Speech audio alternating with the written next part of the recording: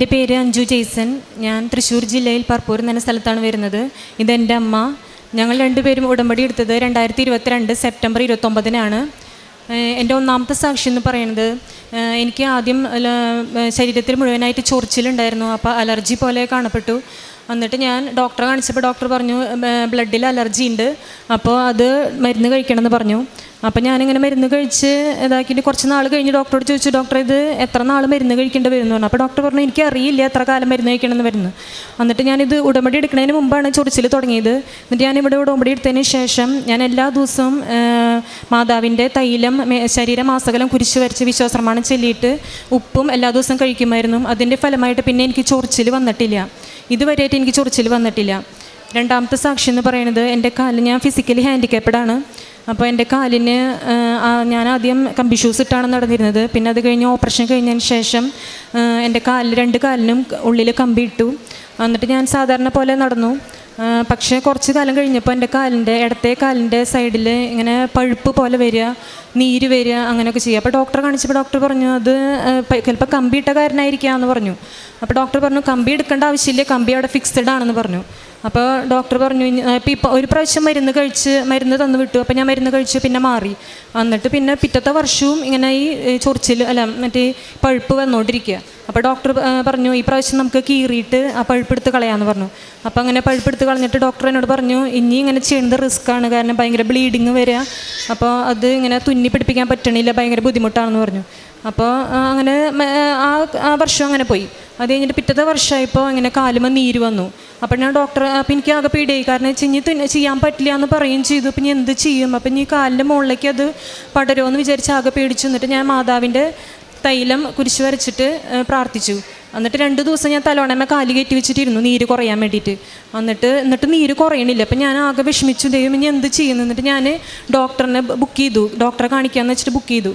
എന്നിട്ട് അതിൻ്റെ അന്ന് രാത്രി ഞാൻ മാതാവിൻ്റെ ഉപ്പ് വിശ്വാസപ്രമാണം ചൊല്ലിയിട്ട് കുടിച്ചിട്ട് ഞാൻ രാത്രി കിടന്നുറങ്ങി. അത് കഴിഞ്ഞ് പിറ്റേ ദിവസം ഞാൻ പ്രത്യക്ഷീകരണ പ്രാർത്ഥന ചെല്ലാൻ വേണ്ടിയിട്ട് ഞാൻ എണീറ്റപ്പോൾ എൻ്റെ കാലുമേ ഒരു ചെറിയൊരു നീര് പോലും ഇല്ല, ആകെ വറ്റി വരണ്ട് കിടക്കുക. അപ്പം ഞാൻ എന്താ ചെയ്തതെന്ന് വെച്ചാൽ എൻ്റെ അമ്മയ്ക്ക് കാണിച്ചു കൊടുക്കാൻ വേണ്ടിയിട്ട് ഞാൻ ഫോട്ടോ എടുത്ത് വെച്ചിട്ടുണ്ടായിരുന്നു. അപ്പോൾ എൻ്റെ അമ്മയ്ക്ക് ഞാനത് സെൻഡ് ചെയ്ത് കൊടുത്തു. എന്നിട്ട് ഞാൻ അത് കഴിഞ്ഞിട്ട് ഇപ്പം ഞാൻ നീര് മാറിയപ്പോൾ ഞാനത് വീണ്ടും സെൻഡ് ചെയ്ത് അത് തമ്മിലുള്ള വ്യത്യാസം നോക്കിയപ്പോൾ രണ്ട് ഫോട്ടോ തമ്മിൽ വ്യത്യാസം നോക്കിയപ്പോൾ എൻ്റെ ഈ നീരൊക്കെ വറ്റി ഒരു കുഴപ്പമില്ലാത്ത കാല് പോലെ അയക്കുക. പിന്നെ ഇതുവരെയായിട്ടും എത്ര വർഷം കഴിഞ്ഞിട്ട് എനിക്ക് നീര് ഇതുവരെ വന്നിട്ടില്ല. അതാണ് എൻ്റെ രണ്ടാമത്തെ സാക്ഷ്യം. മൂന്നാമത്തെ സാക്ഷി എന്ന് പറയുന്നത്, ഞാൻ ഫിസിക്കലി ഹാൻഡിക്കാപ്പ്ഡ് ആണല്ലോ. അപ്പോൾ എനിക്ക് ഞങ്ങളുടെ സ്റ്റോപ്പിൽ നിന്ന് എൻ്റെ വീടിൻ്റെ സ്റ്റോപ്പിൽ നിന്ന് എൻ്റെ വീട്ടിലേക്ക് പോകാനായിട്ട് കുറച്ച് ദൂരമുണ്ട്. അപ്പോൾ ഞാൻ ആദ്യമൊക്കെ ഓട്ടോറിക്ഷ വിളിച്ചാൽ പോയിരുന്നത്. ഞാൻ ഒരു സ്ഥാപനത്തിൽ വർക്ക് ചെയ്യുന്നുണ്ട്, ഞാൻ അക്കൗണ്ടൻ്റായിട്ട് വർക്ക് ചെയ്യുന്നുണ്ട്. അപ്പോൾ ഞാൻ സ്റ്റോപ്പ് വരെ ബസ്സിൽ വരും. അത് കഴിഞ്ഞിട്ട് സ്റ്റോപ്പിൽ നിന്ന് എൻ്റെ വീട്ടിലേക്ക് കുറച്ച് നടക്കാനുണ്ട്. അപ്പോൾ ആദ്യമൊക്കെ ഞാൻ ഓട്ടോറിക്ഷ വിളിച്ചാൽ പോയിരുന്നത്. പിന്നെ കുറേ കാലം കഴിഞ്ഞപ്പോൾ എൻ്റെ ചേച്ചിനോട് ചോദിച്ചു, നീ എന്നും ഇങ്ങനെ ഓട്ടോറിക്ഷ വിളിച്ച് വരാമെന്ന് വെച്ച് കഴിഞ്ഞാൽ നീ ജോലിക്ക് പോയിട്ട് കാര്യമില്ലല്ലോ, കാരണം വെച്ചാൽ അത്ര ശമ്പളം ഉണ്ടായിരുന്നില്ല.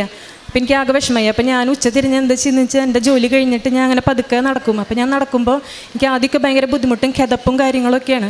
അപ്പം ഞാൻ എൻ്റെ വീടെത്തണ വരെ പ്രത്യക്ഷീകരണ പ്രാർത്ഥന വിശ്വാസപ്രമാണം ചൊല്ലിയിട്ട് ഞാൻ എൻ്റെ ഈശോയോട് പറയും, ഈശോയെ നീ എന്നെ എടുത്തുകൊണ്ട് നടക്കണം കേട്ടോ, എനിക്ക് നടക്കാൻ പറ്റില്ല, എനിക്ക് ഭയങ്കര ബുദ്ധിമുട്ടുള്ളതാണ്.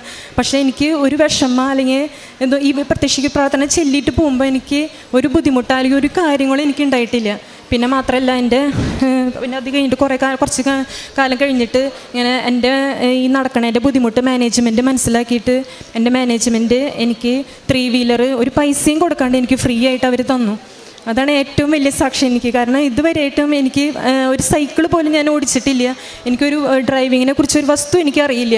പക്ഷേ ഞാൻ ലൈസൻസ് എടുത്തിട്ടില്ല. എനിക്ക് എൻ്റെ അമ്മ മാതാവ് മുഖേന, കാരണം അമ്മ മാതാവ് മുഖേന എന്ന് പറയാൻ കാരണം എൻ്റെ വണ്ടിക്ക് നീല കളറാണ്, എൻ്റെ അമ്മ മാതാവിൻ്റെ അങ്കിയുടെ കളറാണ് എൻ്റെ വണ്ടിയുടെ കളറ്. അതാണ് ഏറ്റവും വലിയ സാക്ഷി എനിക്കുണ്ടായത്. പിന്നെ പറയാനുള്ളത് എൻ്റെ അമ്മയുടെ കാര്യമാണ്. എൻ്റെ അമ്മയ്ക്ക് ഇതുപോലെ ബാക്കിൽ ഒരു ചെറിയ ഉണര് പോലെ ഉണ്ടായിരുന്നു, അത് വളരെയധികം വേദന ഉണ്ടായിരുന്നു. എന്നിട്ട് ഡോക്ടറെ കാണിച്ചപ്പോൾ ഡോക്ടർ പറഞ്ഞു അത് കീറണം എന്ന് പറഞ്ഞു. അപ്പം അങ്ങനെ കീറാനായിട്ട് ഒരു ഡേറ്റ് പറഞ്ഞു. എന്നിട്ട് അത് കീറാനായിട്ട് ഡോക്ടർ പറഞ്ഞു എക്സ്റേ എടുക്കണം എന്ന് പറഞ്ഞു, നെഞ്ചിൻ്റെ എക്സ്റേ എടുക്കണം എന്ന് പറഞ്ഞു.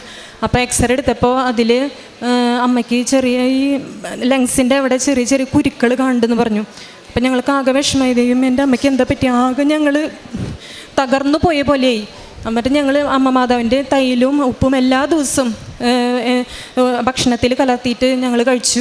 അതുപോലെ തന്നെ എല്ലാ ദിവസവും നെറ്റിയും ശരീരത്തിലും അതുപോലെ ഈ വേദനയുള്ള ഭാഗത്തും ഒക്കെ പുരട്ടി പ്രാർത്ഥിച്ചു. അതിൻ്റെ ഫലമായിട്ട് അമ്മയ്ക്ക് എന്തെങ്കിലും ഒരു അസ്വസ്ഥതയോ അല്ലെങ്കിൽ ഈ രോഗത്തിൻ്റെ ഫലമായിട്ട് എന്തെങ്കിലും ഒരു അസ്വസ്ഥതയോ കാര്യങ്ങളോ ഒന്നും തന്നെ ഇല്ല. അപ്പം അമ്മ പറഞ്ഞു, ഞാനൊരു ട്രീറ്റ്മെൻറ്റ് എടുക്കില്ല, മാതാവ് എന്നെ എൻ്റെ രോഗം പൂർണ്ണമായിട്ട് ഭേദാക്കണമെങ്കിൽ അമ്മ മാതാവ് ഭേദാക്കട്ടെ എന്ന് പറഞ്ഞിട്ട് പ്രാർത്ഥിച്ചിട്ട് ഇതുവരെയായിട്ട് ഒരു ട്രീറ്റ്മെൻറ്റ് പോലും എൻ്റെ അമ്മ എടുത്തിട്ടില്ല. എൻ്റെ അമ്മയ്ക്ക് ശാരീരികമായിട്ടൊരു അസ്വസ്ഥത പോലും ഇതുവരെ വന്നിട്ടില്ല. പിന്നെ പറയണത്, ഞാൻ ആദ്യം കുർബാനയ്ക്ക് പോകാറുണ്ട്, ഞായറാഴ്ച ദിവസങ്ങളിൽ കുർബാനയ്ക്ക് പോകാറുണ്ട്. പക്ഷേ അത് ചിലപ്പോൾ മുഴുവൻ കുർബാന കാണാറില്ല, ചിലപ്പോൾ കുറച്ചൊക്കെ കഴിഞ്ഞിട്ടായിരിക്കും എത്തുണ്ടാവുക. പക്ഷേ ഉടമ്പടി എടുത്തതിന് ശേഷം എനിക്ക് കുർബാനയിൽ മുഴുവൻ കുർബാന പങ്കെടുത്തില്ലെങ്കിൽ എനിക്ക് ഭയങ്കര വിഷമമാണ്. ഞാൻ എന്നിട്ട് വീട്ടിൽ നിന്ന് ഇറങ്ങുമ്പോൾ ഞാൻ പറയും, എൻ്റെ അപ്പായി, ഞാൻ എൻ്റെ ഈശോയെ അപ്പായി എന്നാണ് വിളിക്കുന്നത്, എൻ്റെ അപ്പായി എൻ്റെ കൂടെ ഇപ്പം നീ ഉണ്ടല്ലോ, ഞാൻ പള്ളിയിൽ എത്തണ വരെ നീ എൻ്റെ കൂടെ ഉണ്ടാവണം, നീ അവിടെ എത്തിയിട്ട് നീ കുർബാന ചെല്ലുമ്പോൾ ഞാൻ അവിടെ ഉണ്ടായിരിക്കണം കേട്ടോ എന്ന് പറഞ്ഞിട്ടാണ് ഞാൻ പോവുക. ഇതുവരെയായിട്ട് ഞാൻ മുഴുവൻ കുർബാന കൊള്ളണിൽ നിന്ന് ഞാൻ മാറ്റി നിർത്തിയിട്ടില്ല. പിന്നെ എന്ത് ഫംഗ്ഷൻ ഉണ്ടായാലും ഞാൻ കുർബാന മാറ്റി നിർത്തിയിട്ടില്ല. അതുപോലെ തന്നെ എനിക്ക് കാലിന് ബലക്കുറവുള്ള കാരണം കുർബാന സ്വീകരിക്കാൻ പോകാനായിട്ട് എനിക്ക് ഭയങ്കര ബുദ്ധിമുട്ടായിരുന്നു. ഞാൻ ആദ്യമൊക്കെ ചെരുപ്പിട്ടിട്ടാണ് പള്ളിയിൽ കുർബാനയ്ക്ക് നിന്നിരുന്നത്. അതുപോലെ തന്നെ കുർബാന സ്വീകരിക്കാൻ പോകാനായിട്ടും ചെരുപ്പിട്ടിട്ടാണ് പോയിരുന്നത്. പക്ഷേ ഉടമ്പടി എടുത്തതിന് ശേഷം ഞാൻ നിയോഗത്തിൽ വെച്ചിരുന്നു, എൻ്റെ കാലിൻ്റെ കാര്യം നിയോഗത്തിൽ വെച്ചിരുന്നു. അപ്പോൾ അതിൻ്റെ ഫലമായിട്ട് ഞാനൊരു കുഴപ്പമില്ലാണ്ട് ചെരുപ്പിടാണ്ടാണ് കുർബാന സ്വീകരിക്കാൻ പോണത്. മുമ്പിലിരിക്കുന്ന ആൾക്കാർ തട്ടി അല്ലെങ്കിൽ വീഴാൻ പോവുകയോ ഒന്നും ഞാൻ ചെയ്യണില്ല. അപ്പോൾ മാതാവിൻ്റെ ഏറ്റവും വലിയ അനുഗ്രഹമാണത്. പിന്നെ എനിക്ക് പറയാനുള്ളത് എൻ്റെ ചേട്ടൻ്റെ കാര്യമാണ്. ചേട്ടൻ ഇങ്ങനെ അർമേനിയയിലേക്ക് ജോലിക്ക് പോയിരുന്നു. പിന്നെ അവിടെ ശരിയാവാണ്ട് പിന്നെ അവിടുന്ന് തിരിച്ചു വന്നിട്ട് 6 മാസം ജോലി ഇല്ലാണ്ടിരുന്നു. അപ്പോൾ ചേട്ടനാണെങ്കിൽ ഞാൻ ഇവിടെ അടുത്ത് ജോലി നോക്കാൻ പറഞ്ഞപ്പോൾ ചേട്ടനത് ഞാൻ വിദേശത്ത് മാത്രമേ ജോലിക്ക് പോകുള്ളൂ എന്ന് പറഞ്ഞിട്ട് വാശി പിടിച്ചിരുന്നു. അപ്പോൾ ഞങ്ങൾക്ക് ആകെ വിഷമമായി. ഞങ്ങളുടെ സാമ്പത്തികമായിട്ട് അധികം ഇതുള്ള ആൾക്കാരല്ല. അപ്പോൾ ഞങ്ങൾക്ക് ആദ്യം എന്നിട്ട് ഞാൻ മാതാവിനോട് പ്രാർത്ഥിച്ചു, മാതാവ് എന്തെങ്കിലും ഒരു വഴി നീ കാണിച്ചു തന്നെ, കാരണം ഞങ്ങൾ പറഞ്ഞിട്ടൊന്നും ചേട്ടൻ കേൾക്കില്ല, എൻ്റെ അമ്മ മാതാവ് മാത്രമേ ഞങ്ങൾക്ക് സംരക്ഷണമുള്ളൂ എന്ന് പറഞ്ഞിട്ട് പ്രാർത്ഥിച്ചു. അപ്പം അതിൻ്റെ ഫലമായിട്ട് ചേട്ടന് ജൂലൈ 9-ാം തീയതി, അതായത് നമ്മുടെ ചൊവ്വാഴ്ച ദിവസം ചെന്നൈയിലേക്ക് ജോലിക്ക് ഒരു ഓഫർ വന്നു. അപ്പോൾ ചേട്ടൻ ചൊവ്വാഴ്ച ചെന്നൈയിലേക്ക് ജോലിക്ക് പോയി. അപ്പോൾ ഈ ഒരു മാസമായി ചേട്ടൻ ജോലിയിലൂടെ പ്രവർത്തിക്കുന്നു. അപ്പം അമ്മ മാതാവ് പ്രവർത്തിച്ചതിൻ്റെ ഫലമായിട്ടാണ് ചേട്ടന് ജോലി കിട്ടിയെന്ന് ഞാൻ വിശ്വസിക്കുന്നു. അതുപോലെ തന്നെ എൻ്റെ അനിയന് മദ്യപാനം ഉണ്ടായിരുന്നു. ഞാനിന്ന് യോഗത്തിൽ വെച്ചിരുന്നു, എൻ്റെ അനിയൻ്റെ മദ്യപാനത്തിന് മാറ്റം വരണേന്ന് പറഞ്ഞ് പ്രാർത്ഥിച്ചു.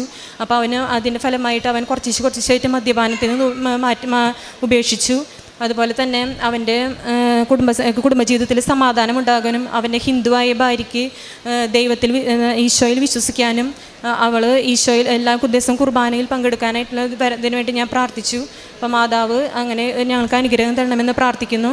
അതുപോലെ തന്നെ ഞാൻ എന്ത് കാര്യം ചെയ്യുമ്പോഴും ആദ്യമൊക്കെ എനിക്ക് വിശ്വാസം ഉണ്ടായിരുന്നു, ഈശോയുടെ മാതാവ് വിശ്വാസം ഉണ്ടായിരുന്നു. പക്ഷേ ഞാൻ പ്രാർത്ഥിക്കും, പക്ഷേ അങ്ങനെ അകമഴിഞ്ഞ് പ്രാർത്ഥിക്കാനൊന്നും എനിക്ക് സാധിച്ചിരുന്നില്ല. പക്ഷേ എനിക്കിപ്പോൾ ഒരു വിശ്വാസമുണ്ട്, എന്തുണ്ടായാലും ഈശോയും മാതാവ് എൻ്റെ കൂടെയുണ്ട്. അതുപോലെ തന്നെ ഞാൻ വണ്ടി ഓടിക്കുമ്പോഴായാലും എൻ്റെ അപ്പുറത്തും ഇപ്പുറത്തും ഈശോയും മാതാവും പിടിച്ചിട്ടാണ് ഞാൻ വണ്ടി ഓടിക്കണമെന്നുള്ള പൂർണ്ണ വിശ്വാസം എനിക്കുണ്ട്. ഞാൻ ലൈസൻസ് എടുത്തിട്ടില്ല, എന്നാലും എനിക്കൊരു കുഴപ്പമില്ലാണ്ട് തൃശ്ശൂരൊക്കെ ഞാൻ എൻ്റെ മക്കളെയും കൊണ്ട് ഞാൻ വണ്ടി ഓടിച്ച് പോകാറുണ്ട്. ഇതുവരെയായിട്ട് ഒരു കുഴപ്പമുണ്ടായിട്ടില്ല. ഈശോയും മാതാവാണ് എന്നിലുള്ളിൽ പ്രവർത്തിക്കണമെന്ന് എനിക്ക് 100% ഉറപ്പാണ്.